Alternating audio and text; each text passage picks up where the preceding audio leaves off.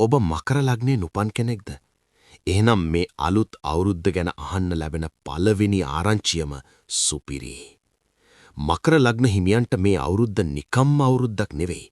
අවුරුදු ගණනාවකට පස්සේන ස්වර්ණමය යුගයක ආරම්භය. ආදරය, සල්ලි, ගේදොර මේ හැමදේම උඩු ඉටිකුරු වෙන්න යනවා. හැබැයි පරිස්සම් වෙන්න ඕනි තැනුත් තියෙනවා. මොනවද ඒ? අපි බලමු. මුලින්ම කතා කරමු හදවතේ ප්‍රශ්න ගැන. මකර ලග්න හිමියන්ට ගෙවුණු කාලේ ආදරයේ පැත්තෙන් පොඩි හිරවීම් තිබුණා නේද? හැබැයි මේ අවුරුද්දේ ගුරු මාරුවත් එක්කම ඔයාගේ ආදර ලෝකයේ මල් පිපෙන්න පටන් ගන්නවා. විශේෂයෙන්ම තනිකඩව ඉන්න අයට Tamanගේ හිතට ගැළපෙනම කෙනා මුණ ගැහෙන්න තියෙන ඉඩකඩ 80%කට වඩා වැඩි. දැනටමත් සම්බන්ධතා තියෙන අයට මේ අවුරුද්දේ විවාහ මංගල්‍ය ස්ථිර කරගන්න පුළුවන්. ප්‍රේමවන්තයින්ට මේක තමයි බෙස්ට් ඉයර් එක. හැබැයි මතක තියාගන්න හැඟීම් වලට වඩා බුද්ධියට තැන දෙන්න ඕනි කාලයක් මේක. දැන් නිමු හැමෝම බලන් ඉන්න වැදගත්ම මාතෘකාවට. සල්ලි. මකර ලග්න හිමියෝ කියන්නේ කොහොමත් මහන්සි වෙලා වැඩ කරන අය. ඔන්න ඔයාගේ මහන්සියට ප්‍රතිඵල ලැබෙන කාලය ආවා.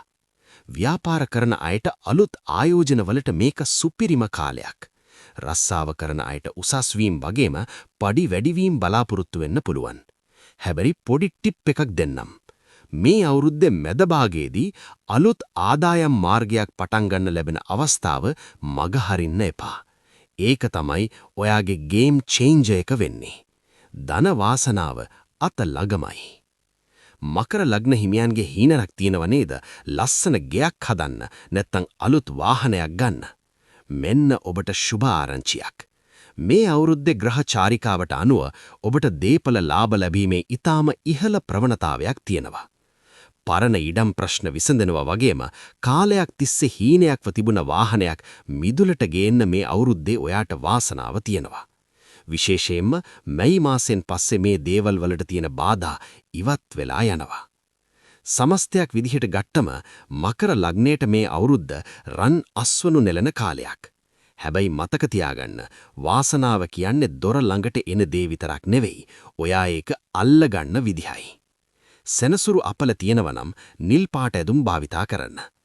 අලුත් වැඩක් පටන් ගන්න කලින් වැඩිහිටි ආශිර්වාදය ගන්න. හැමදාම උදේට පොඩි වෙලාවක් භාවනාවට වෙන් කරන්න. ඉතින් මේ වීඩියෝ එක ඔයාගේ මකර ලග්න යාළුවන්ටත් ෂෙයාර් කරන්න. ඔයාලා හැමෝටම වාසනාවන්ත සාමය සතුට පිරුණු සුබ අලුත් අවුරුද්දක් වේවා. ඊළඟ වීඩියෝ එකකින් හමු වෙමු. මම කර්මා යාත්‍රා